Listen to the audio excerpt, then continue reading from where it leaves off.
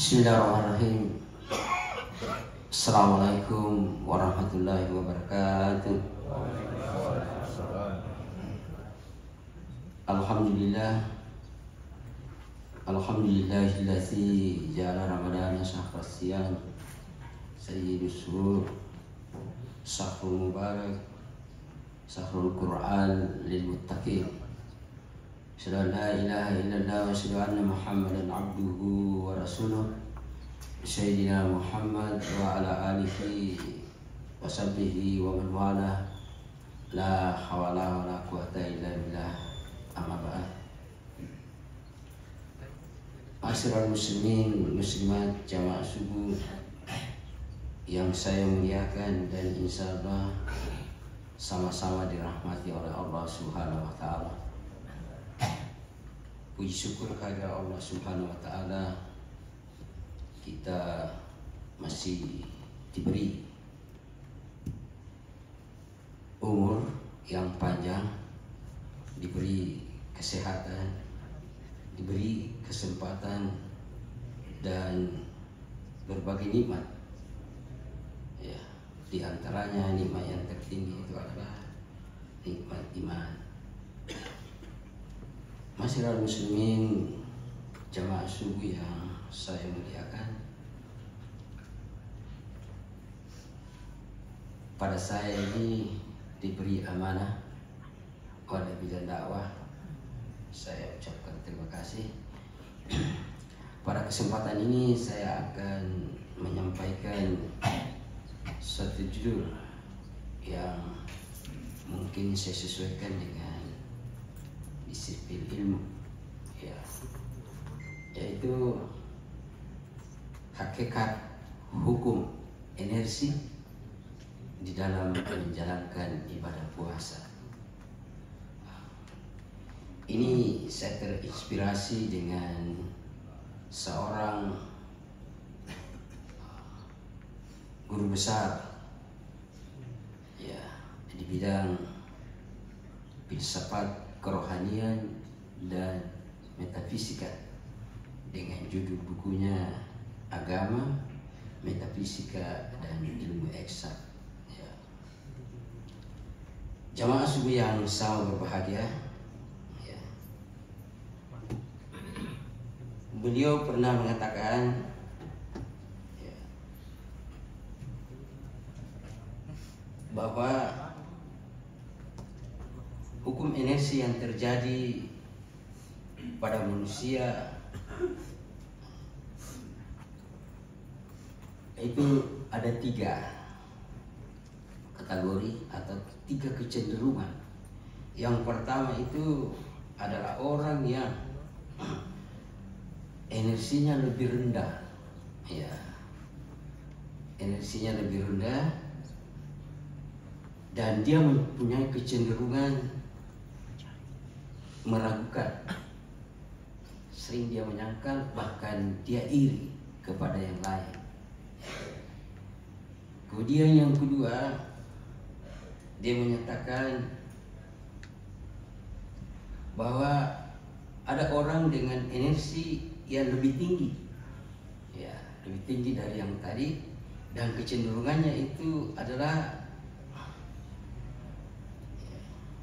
menyukai, mengagumi dan membenarkan yang lain, ya, jadi itu kecenderungannya. Kemudian yang ketiga adalah orang yang dengan energi yang lebih tinggi, ya, itu kecenderungannya dia adalah memahami, ya, toleransi, ya, dan mendukung kepada yang lain.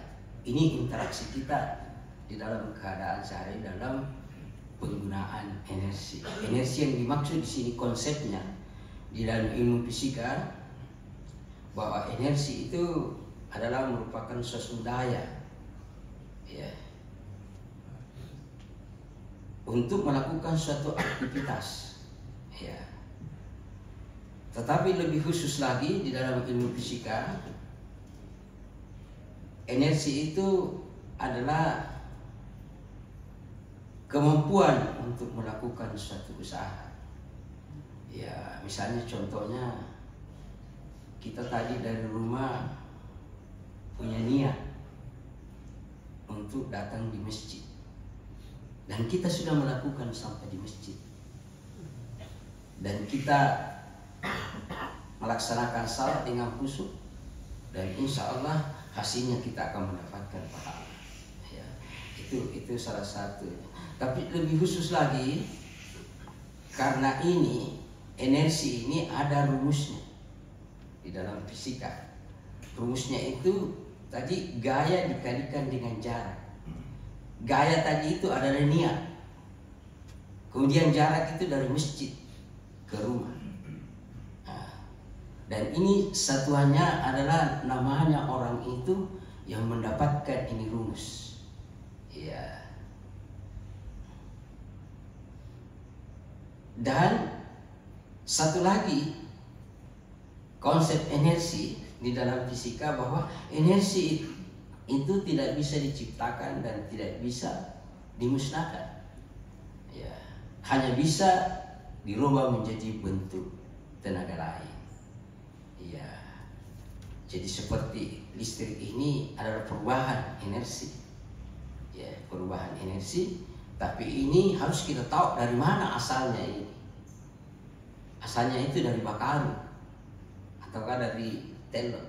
Tetapi dia butuh perantara. Ya, butuh perantara. Ya. Tetapi yang ingin saya sampaikan lebih jauh, bahwa orang-orang yang tadi ini kecenderungannya dia mempunyai energi lebih rendah karena kecenderungan berpikirnya adalah menggunakan energi pikirannya selalu yang negatif. Jadi istilahnya sekarang negatif thinking. Jadi kalau ada orang yang sering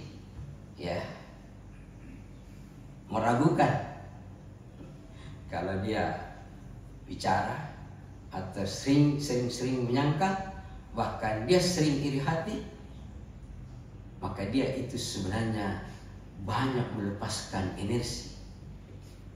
Ya, untuk itu. Ya.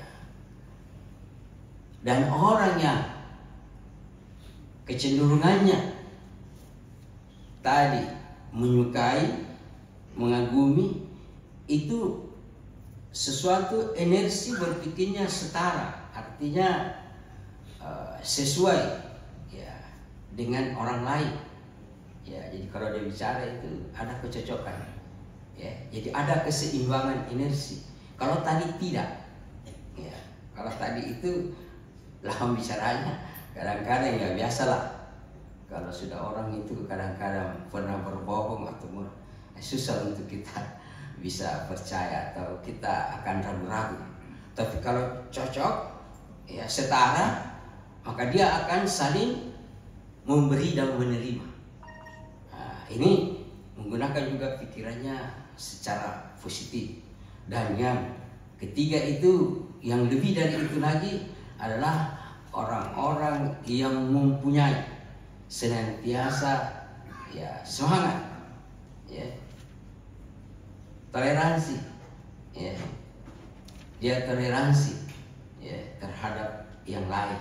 Jadi kalau ada pendapat-pendapat, dia tidak serta-merta mempersalahkan, tetapi silakan siapa yang mau puasa hari Senin mulai atau silahkan, dia tidak mempersalahkan.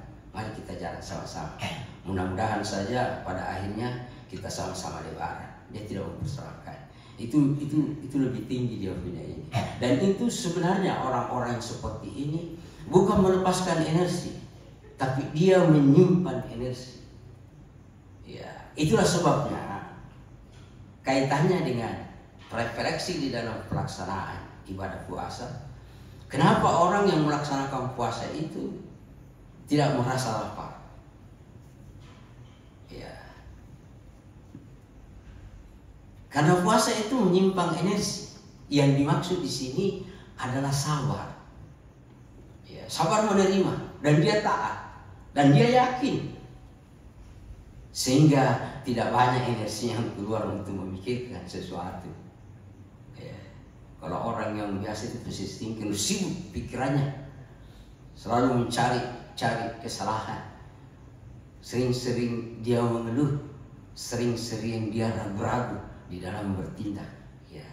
Jadi ini kaitannya dengan puasa, bahwa bagaimana kita ini dengan puasa ini mendidik kita sebenarnya untuk menggunakan kita punya potensi pikir ini ya, ke jalan yang positif, dan kita tidak memerlukan energi.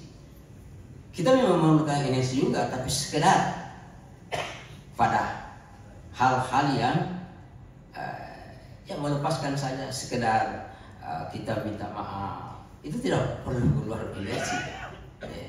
Tapi kalau kita menyangka kita wah luar biasa itu, di dalam hati juga ada sesuatu berkecamuk, ya, dan ingin memproduksi sesuatu yang tidak benar, sehingga itu memerlukan energi.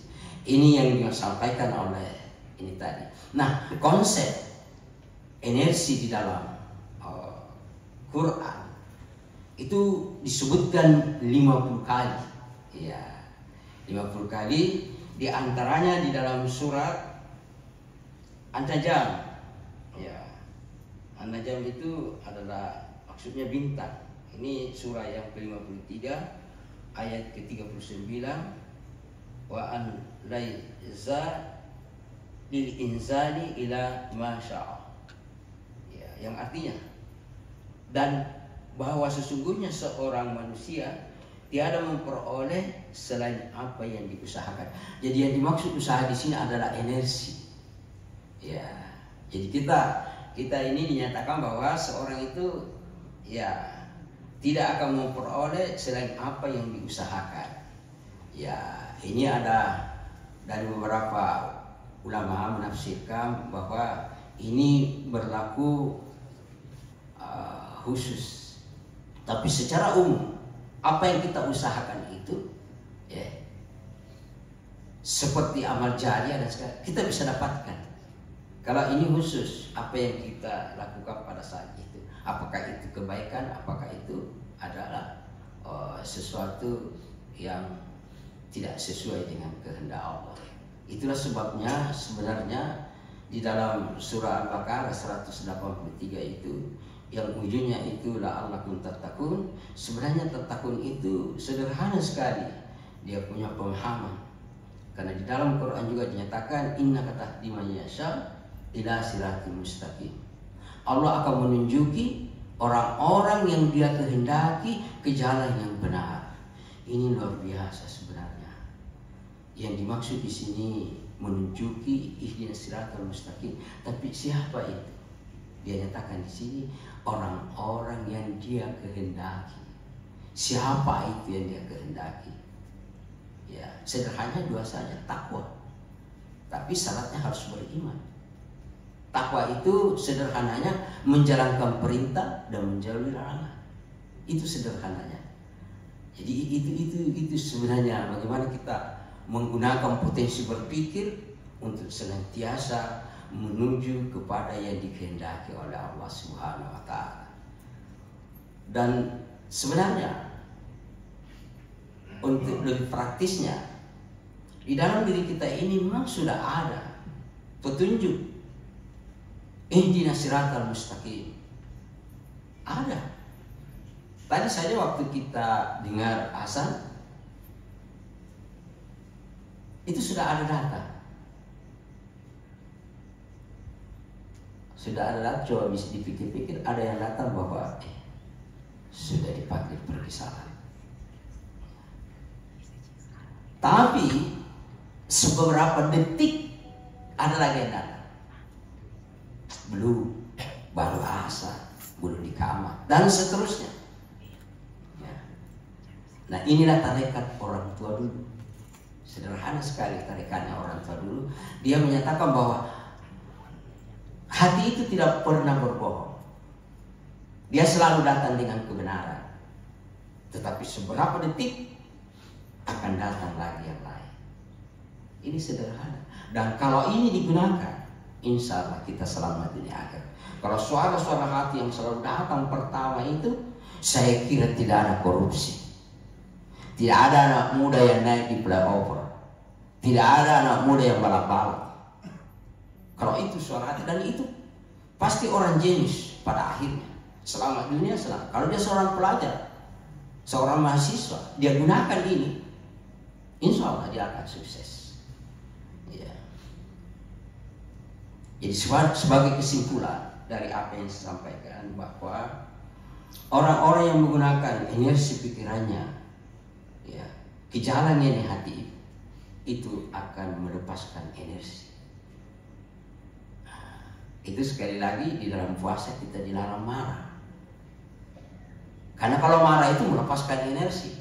Melepaskan energi, tentu kita cepat merasa ya mungkin merasa lapar atau apa. Tapi kalau kita sabar, kita ini, bahkan di dalam hadis Nabi, kalau ada yang memancing-mancing kita untuk marah pada saat kita puasa, sampaikan saja bahwa maaf, saya tidak bisa melayani. Ini maknanya. Maknanya supaya jangan melepaskan kita punya energi karena kita sementara puasa. Ya. Dan yang kedua, kalau potensi energi ini gunakan kepada hal-hal yang positif, kita itu menyimpan energi dan nanti dikeluarkan sekedar saja untuk ya menggunakan kepada hal yang positif. Misalnya kita memaafkan, itu satu potensi energi yang tidak usah kita harus keluarkan energi. Tetapi kalau marah-marah sama orang, banyak energi yang keluar. Ya, saya kira ini yang bisa saya sampaikan. Mudah-mudahan bermanfaat, terutama bagi diri saya, pada jamaah. Lebih dan kurangnya mohon dimaafkan. Hadanallahu wa iyyakum ajmain.